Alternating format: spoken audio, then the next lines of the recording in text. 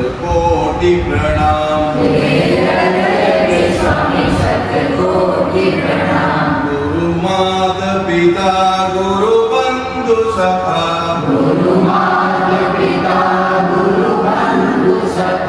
तेरे चरणों में स्वामी शतकोटि प्रणाम। हमें भक्ति दो, हमें शक्ति दो,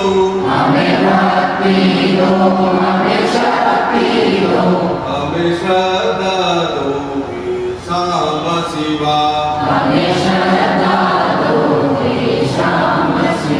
हे हृदय के स्वामी शतकोटि प्रणाम। हे हृदय के स्वामी शतकोटि प्रणाम।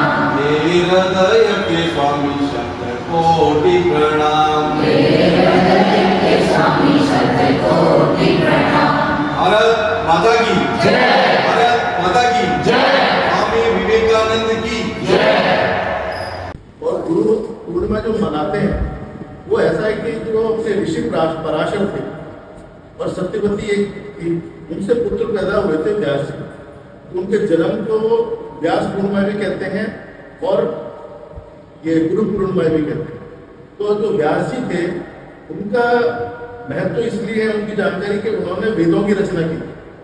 उन्होंने अपने 4 शिष्यों को वेद सौंप दिए थे कि आप इसको परिवारों में इसका वो करो, लेकिन वेद जो है संस्कृत में उनकी रचना हुई थी।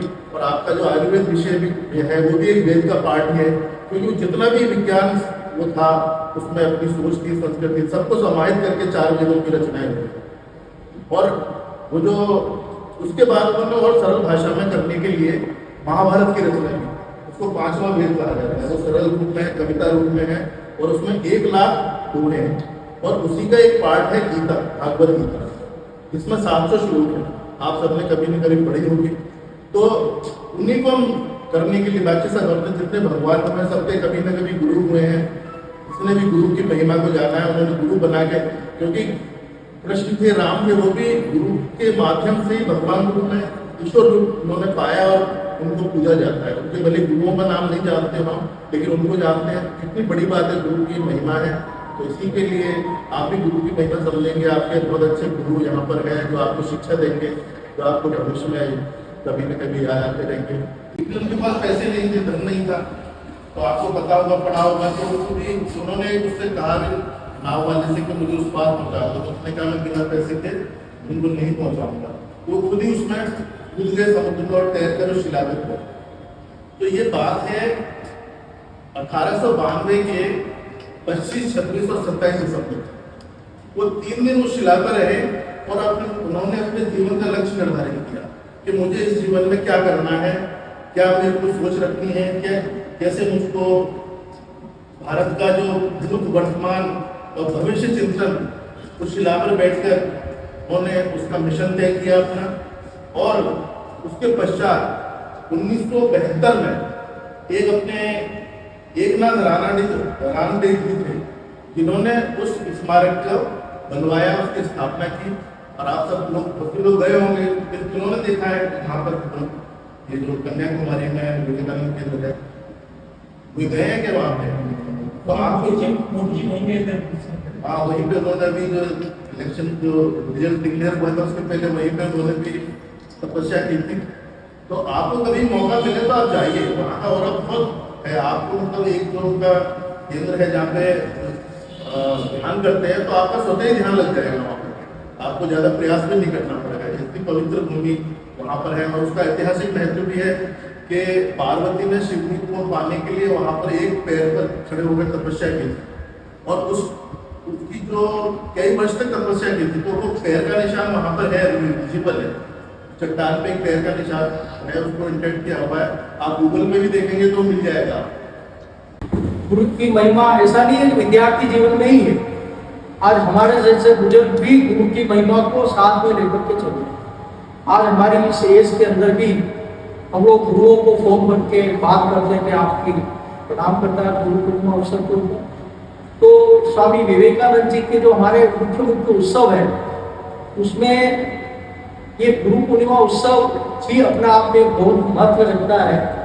और खासकर विद्यार्थियों के लिए जो विद्या ग्रहण कर रहे हैं वो गुरु को जो अपने माता और पिता से लेकर के धीरे धीरे जब हम प्राथमिक स्कूल से आगे बढ़ रहे हैं तो कॉलेजों तक के जो हमारे गुरु हैं उन सबको अपन अपने मन मंदिर में, ये जो आज की हमने बार खड़े आपके धन्वंतरी देवी की प्रार्थना सुनी, ये भी एक गुरु को एक समर्पित नित्य नियम जो है ये प्रार्थना होती है, बच्चे अच्छे बड़े होते हैं, भाव संस्कार प्रेरित होते हैं। जिनकी वजह से किया तो बहुत उन्होंने सपोर्ट किया, लेकिन ये बहुत जो संस्कृति आई उन्होंने हमारे ऊपर बहुत अत्याचार किए, बहुत लूटमार की, हमारे जो पता नहीं क्या क्या किया, लेकिन इसके बावजूद भी भारत में आज भी जिसको सनातन संस्कृति कहते हैं, हिंदू संस्कृति कहते हैं, वो आज भी है है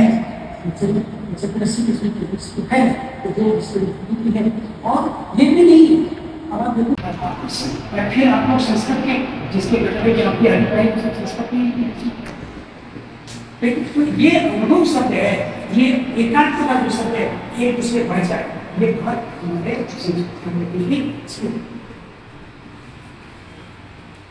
पर आज हम बच्चों से तो बात, क्योंकि स्वामी जी एक 39 ईयर्स की उम्र में ऐसा पर 29 की उम्र में वो अमेरिका गए थे, कैसे एक विश्व धर्म सम्मेलन में उनके धर्म का हिंदू करने गए 29 साल की उम्र में, जो आपको